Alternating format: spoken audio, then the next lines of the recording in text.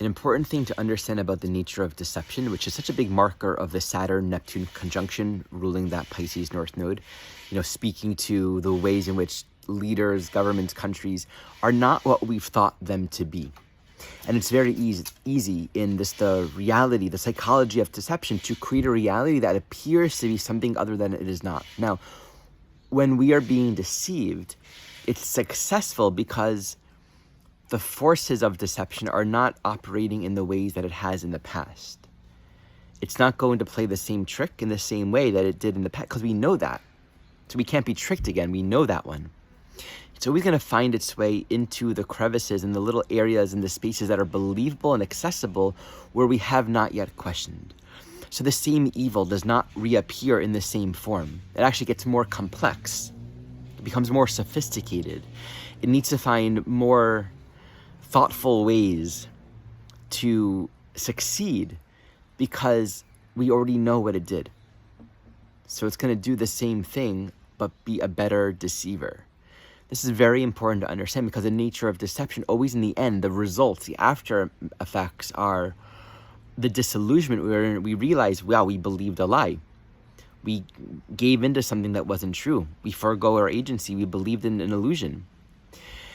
This is an important thing to understand. I want to offer a little nuance. The Saturn-Neptune currently retrograde moving into Pisces is such a deeply intricate process. I mean, that's probably like the most hard, confusing part of the journey.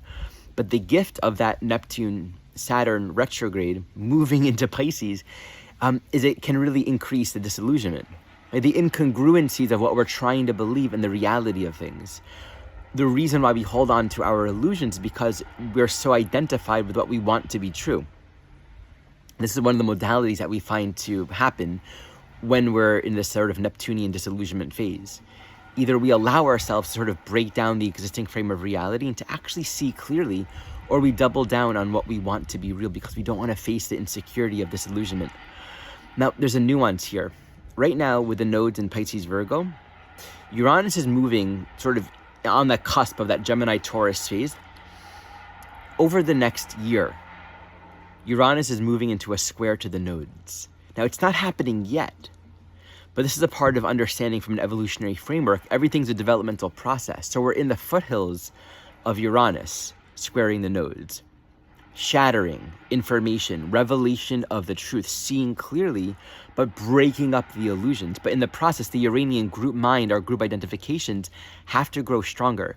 There's a last straw, something essential we're holding on to as we're approaching a pretty significant breaking point, which I really see beginning next year.